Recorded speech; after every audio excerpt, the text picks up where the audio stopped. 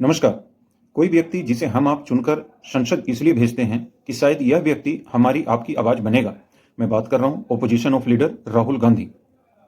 इनका मुझे यह पता नहीं कि बीते समय जब से राजनीति में आए हैं इन्होंने राजनीति की पढ़ाई सीखी या नहीं, परंतु झूठ एक काफी कॉन्फिडेंस से बोलते हैं। ऐसा मैं क्यों कह रहा हूं, पहले आप उन्हीं की जवानी सुने। मात्र एलओपी के साथ जो भी बाहर से आते हैं उनकी मीटिंग होती है। ये वाजपेयी जी के टाइम होता था, मनमोहन सिंह जी के टाइम होता था, ये ट्रेडिशन रहा है। बट आजकल क्या होता है कि जो फॉरेन डिग्नेटरीज आते हैं या जब मैं कहीं बाहर जाता हूं तो सरकार उनको सजेस्ट करती है कि एलओपी से नहीं मिलना चाहिए। 72 घंटे पहले की बात शायद ये भूल चुके हैं। ये आज का भारत है।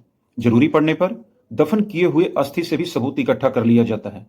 फिर आपने तो सरकार के चरित्र पर ही अंगुली उठाया। आपको मैंने उनका भी बोला हुआ शब्द सुनाया, परंतु आज मैं देश के लोगों को यह भी बताने चाहूंगा कि जब कोई दूसरे देश के प्रतिनिधित्व आते हैं तो ये उन पर डिपेंड करता है कि क्या वो ओपोजिशन ऑफ लीडर से मिलना चाहते हैं या नहीं। यदि वो मिलना चाहते हैं तो उन्हें मिलाया जाता है, परंतु ये लोगों के बीच एक तथ्य लेकर के आते हैं और लोग उसमें गुमराह करने की इनकी तरफ से पूर्ण कोशिश रहती है। फिर हमारे जैसे लोग पता किया गूगल बाबा से तो कहानी कुछ और ही बयां कर रही है।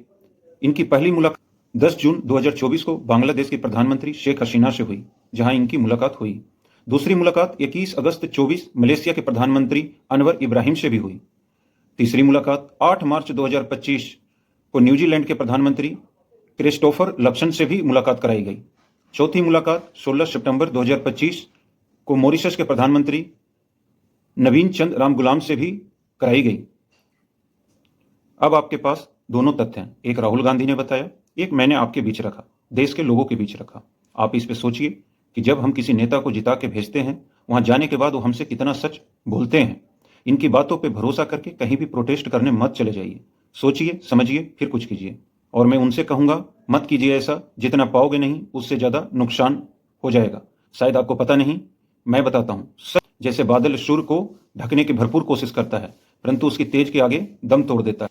अंत में मैं ध्रुव राठी, नेहा सिंह राठौर जैसे यूट्यूबर और सोशल मीडिया न्यूज चैनल से जुड़े लोग, उनसे यही कहूंगा, सच बोलो, सच के तथ्य को जनता के बीच लाओ। ये भोली भाली अपनी देश की जनता को मकड़े के जाल में मत फंसाओ।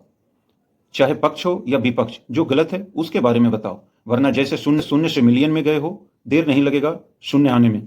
मैं निवेदन करूंगा, जो भी राहुल गांधी के दिमाग देते हैं, शुभचिंतक हैं, थोड़ा उन पे रहम करो। उनका नमक खा रहे हो, उनके पैसों से ऐसो आराम कर रहे हो। थोड़ा अच्छे कार्य करके दो उन्हें। जो कार्य आपको करना चाहिए वो मुझे करना पड़ रहा है। यदि मेरा विचार लोगों को सही लगे तो आप एक लाइक सब्सक्राइब कर सकते हैं, नहीं करें कोई बात नहीं। Thank you. जय हिंद, जय भारत।